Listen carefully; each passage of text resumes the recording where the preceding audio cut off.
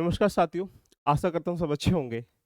जब बात आती है यूपीएससी की तो बहुत लोगों के दिमाग में एक बेचैनी होती है कि इसको क्रैक कैसे किया जाए और उसकी तैयारी करते हैं, रिसोर्स इकट्ठे करते हैं, डायरेक्शन के अकॉर्डिंग तैयारी करते हैं। लेकिन जब यूपीएससी ही आपके साथ खेलना स्टार्ट कर दे, तो फिर कहीं न कहीं हमें सोचने का विषय बन जाता है कि अपनी स्ट्रेटेजी कैसी अपनाई जाए। हाल ही में आपने देखा होगा सीसैट को लेकर विवाद खड़ा हुआ है। और याचिका भी दायर की गई है कोर्ट में, याचिका के बाद उसकी सुनवाई 6 जुलाई को रखी गई है। क्या वजह है इसके बारे में जानेंगे। यूपीएससी के अंतर्गत सीसेट का पेपर इतना टफ कैसे आ गया कि जो विद्यार्थी है वो डिमांड कर रहे हैं कि 33% जो क्वालीफाइंग करने का एक एलिजिबिलिटी है उसको 23% कर दीजिएगा। क्योंकि सीसेट का पेपर इतना टफ, क्योंकि ऐसा माना जाता है कि सीसेट का जो सिलेबस है, ध्यान रखना, ये कहा गया कि 10th लेवल का आपका मेंटल या आईक्यू लेवल चेक करने के लिए मैथ्स को रखा जाएगा। लेकिन वो कैट का मैथ रख रहा है, आईआईटी जेई का मैथ रख रहा है, यानी ये एक गंभीर विषय बन जाता है।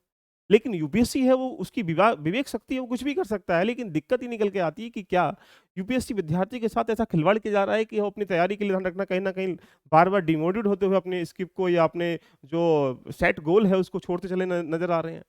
या हिंदी मीडियम के साथ ही ऐसा हो रहा है या इंग्लिश मीडियम के साथ ही ऐसा हो रहा है। क्या वजह है जानते हैं, देखिएगा।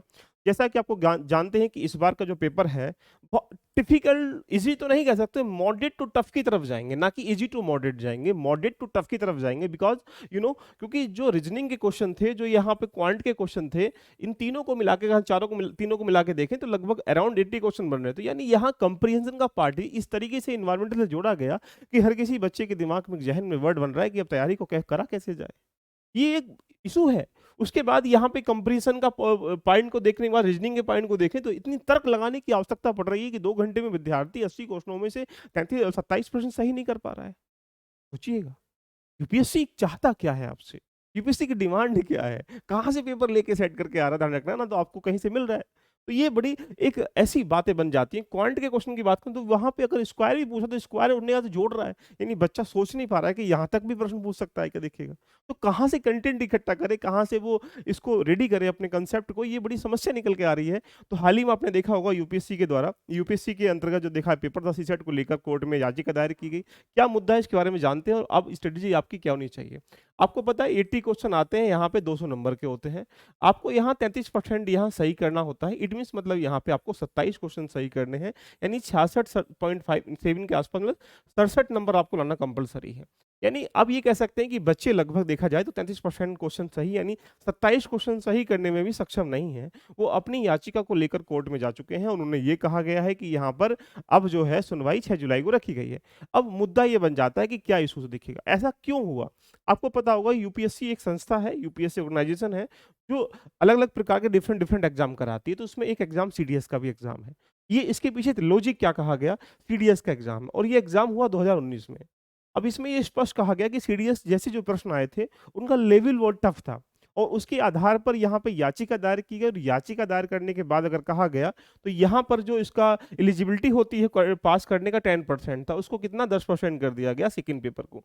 तो अब मुद्दा बनता है कि इसी को बेस मानते हुए यूपीएससी एस्पिरेंट के द्वारा, यहाँ मिश्रा वाला केस देख लीजिएगा, यहाँ पे अब ये कहा गया कि 33% अगर जो बच्चे पास करते हैं इसको, अब इसको यहाँ पे कहा गया कि 23% कर दीजिएगा। यानी आप कहा जाए तो 80 प्रश्नों में से लगभग 8 दूनी 16 और 8 तिया 24, और यानी कह सकते हैं 18-19 प्रश्न अगर आप कर देंगे तो आप सही कर पाएंगे। यानी 27 प्रश्नों की बारी को उन्होंने यहाँ पे घटा के 19 प्रश्न के सापेक्ष में करने की डिमांड की है। अब ये प्रश्न बन जाता है कि यूपीएससी अपनी विवेक शक्ति के अनुकूल काम करती है, वो कर पाएगी नहीं कर पाएगी, क्या डिसीजन होगा, ये सेकंड मैटर है। लेकिन मैटर ये पड़ता है कि अब अपनी तैयारी को जो 2024 की देना चाह रहे हैं, 2025 देना चाह रहे हैं, उसमें थोड़ी सी ढील मत करिएगा। लगभग 10 से 15-20 हज़ार बच्चे ऐसे होंगे जिनका जीएस में क्वालीफाई हो रहा होगा, लेकिन वो सीसेट की वजह, ध्यान रखना, कहीं न कहीं अपने आप को यहाँ पे मेंस में पार्टिसिपेट नहीं कर पाएँगे। तो जो बच्चे 2024 देने वाले हैं, 2025 देने वाले हैं, 2026 देने वाले हैं, उनके लिए सबसे बेस्ट टाइम है। 2024 देने वालों के लिए बेस्ट टाइम है, क्योंकि वो ये सोचते हैं कि भाई दिसंबर में कर लेंगे, जनवरी में कर लेंगे या अक्टूबर नवंबर में कर लेंगे। वो आपके पास प्रेशर का टाइम होता है, वहाँ रिवीजन का टाइम होता है, वहाँ प्रैक्टिस का टाइम होता है, वहाँ पे आपको जो डाउट एरियाज़ वहाँ निकलने का टाइम होता है। तो यानी अपने आप को, जब तक यहाँ 80 क्वेश्चनों के सापेक्ष में अगर आप 50-60 क्वेश्चन अभी तक सही नहीं कर पा रहे हो, यानी आपका जो लेवल है अभी भी वो डाउन है। किधर से घूम के प्रश्न आ जाए, ना तुमको ना पता है, ना किसी को पता होता है। इसलिए ज़रूरी है कम से कम अब डेप्थ नॉलेज को करना। तो सीसैट भी एक गंभीरता का इसलिए विषय बना हुआ है क्योंकि यहाँ अब आपको भी एक क्लियर नॉलेज चाहिए। यानी क्लियर का मतलब डेप्थ नॉलेज चाहिए और जब तक डेप्थ नॉलेज आप इकट्ठा नहीं करोगे, चाहे वो मैथ्स के प्रति हो, चाहे वो रीजनिंग के प्रति हो, चाहे वो कॉम्प्रिहेंशन के प्रति हो, अब यहाँ पे शॉर्ट क क्रैश वाले कोर्सों से काम नहीं चलेगा। इसीलिए कल हम इसकी लॉन्चिंग कर रहे हैं, देखिएगा कितने बजे, कल हम टाइमिंग सब बता देंगे। इससे पहले आपको मैं बता दूँ 9:30 बजे आज जो है 9:30 पीएम पर एनसीईआरटी की मैं क्लास लेके आ रहा हूँ, जो सबके लिए ध्यान रखना यूट्यूब पे आज फ्री है।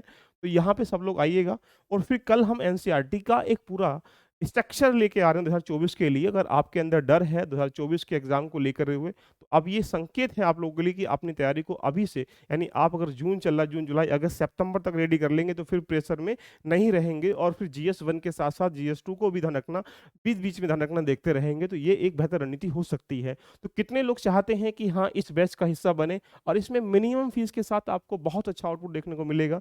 आपको सिस्टमेटिक तरीके से क्या क्या मिलेगा सारी चीज़ें मैं बताऊंगा। तो आते हैं रात को 9:30 बजे, फिर हम इन्फॉर्मेशन दे देंगे आपको सीसेट के बैच की कैसे क्या चीज़ें होने वाली हैं और इसमें ज्वाइन करके अपने आप को सीसेट से डर के जो डर है, जो असफलता के जो आपके बीज हैं वो ना पनप पाएँ, इसलिए उनको दूर करने का प्रयास करिएगा।